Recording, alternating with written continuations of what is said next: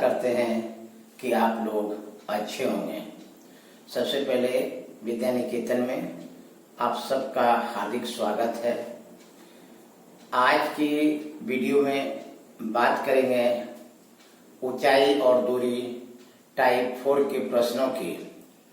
ऊंचाई और दूरी में ऐसे प्रश्नों की बात करेंगे जो हमेशा प्रतियोगी परीक्षा में पूछे जाते हैं, जिन्हें आप देखकर ही जो है सॉल्व कर देंगे।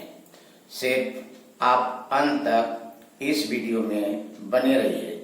तो आइए चलते हैं पहला प्रश्न की ओर। पहला प्रश्न आप लोगों के सामने में है कि एक मीनार के आधार से और एक सरल रेखा में 4 मीटर और 9 मीटर की दूरी पर स्थित दो बिंदुओं से मीनार के शिखर का उन्नयन कोण पूरक कोण है। मीनार की ऊंचाई क्या होगा?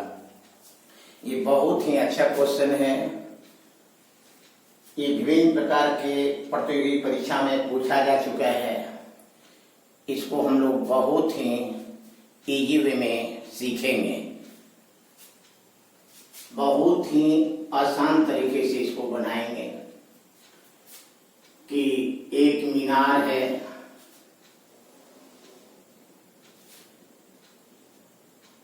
मान लेते हैं कि ए भी एक मीनार है। मीनार के आधार से मान लेते हैं ए भी एक मीनार है, तो मीनार के आधार ए बी से है और एक सरल रेखा में एक सरल रेखा में 4 मीटर की दूरी पर, तो मान लेते हैं कि BC बराबर 4 मीटर है, BC बराबर 4 मीटर और 9 मीटर की दूरी पर 9 मीटर की दूरी पर 9 मीटर की दूरी पर मान लेते हैं ये बिंदु D है।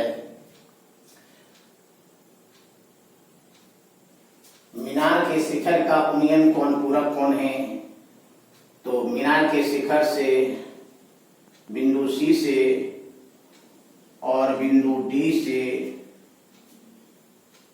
उन्नयन कोण जो है पूरक है। उन्नयन कोण पूरक है। पूरक कोण क्या है? यदि दो कोण का योगफल 90 डिग्री होता है तो उसे पूरक कोण कहा जाता है। क्या बोले कि if the sum of two angles are equal to 90 degree then that is called complementary angle. तो यहाँ पूरक कोण आपको दिया हुआ है। क्या दिया हुआ है? पूरक कोण दिया हुआ है।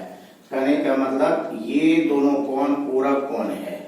और पूरक कोण किसको कहते हैं? यदि दो कोण का योगफल 90 डिग्री होता है उसको पूरक कोण कहते हैं। तो मान लेते हैं ये कोण थीटा है, तो ये कोण कितना हो जाएगा? 90 डिग्री माइनस थीटा। दोनों कोण का योगफल जो है 90 डिग्री हो जाएगा। Theta plus 90 degree minus theta plus theta cancel, तो 90 डिग्री। तो ये दोनों कोण एक दूसरे का पूरक कोण है। और मीनार के आधार से बिंदु C की दूरी 4 मीटर है। अब मीनार के आधार से बिंदु D की दूरी जो है 9 मीटर है। तो प्रश्न में कह रहा है कि मीनार की ऊंचाई क्या होगा? तो याद रखिएगा कि यदि पूरक कोण रहता है, यदि दो कोण का योगफल पूरक रहता है, पूरक कोण की बात करेगा यदि, वैसी स्थिति में मीनार की ऊंचाई कैसे ज्ञात करेंगे? बहुत ही आसान तरीके से इसको हम लोग बनाएंगे। तो मीनार की ऊंचाई निकालने के लिए क्या करेंगे? मान लेते हैं ये A दूरी है, A बराबर इसको 4 मान लेते हैं और ये B बराबर जो है 9 मीटर है। तो मीनार की ऊंचाई H बराबर हो जाएगा, इन दोनों को गुणा कर देंगे, 4 into 9 को मल्टीप्लाई कर देंगे और उसके बाद रूट लगा देंगे। तो कितना हो जाएगा? 9 चौके 36 और 36 का वर्गमूल हो जाएगा 6 मीटर। तो सही आंसर होगा, मीनार की जो ऊंचाई होगा वो 6 मीटर होगा। और 6 मीटर आपका किस ऑप्शन में दिया हुआ है? आपका ऑप्शन ए में दिया हुआ है। तो करेक्ट आंसर आपका ए होगा। फिर से सुनिए, यदि मीनार के शिखर से उन्नयन कोण पूरक कोण रहता है, तो ऐसी स्थिति में मीनार की ऊंचाई के लिए ऊंचाई H बराबर क्या कर देंगे? ए गुना बी कर देंगे, ए गुना बी कर देंगे और रूट लगा देंगे तो मीनार की ऊंचाई निकल जाएगा, मीनार की ऊंचाई h निकल जाएगा। तो यहाँ ये दूरी कितना दिया हुआ है, 4 मीटर दिया हुआ है और यहाँ से यहाँ कितना दिया हुआ है, 9 मीटर दिया हुआ है।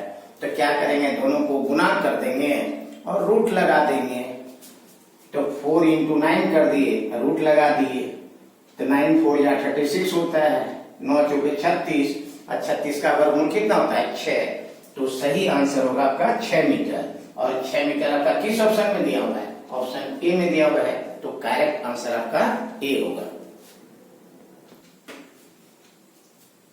दूसरा प्रश्न आप लोगों के सामने में है कि एक मीनार के आधार से और एक सरल रेखा में 12 मीटर और 27 मीटर की दूरी पर स्थित दो बिंदुओं से मीनार के शिखर का उन्नयन कोण 60 और 30 डिग्री है। मीनार की ऊंचाई क्या होगा। तो मान लेते हैं कि ए भी एक मीनार है, मान लेते हैं कि ए भी एक मीनार है। मीनार के आधार से 12 मीटर की दूरी पर और 27 मीटर की दूरी पर उन्नयन कोण जो है, मीनार के शिखर का उन्नयन कोण 60 डिग्री और 30 डिग्री है।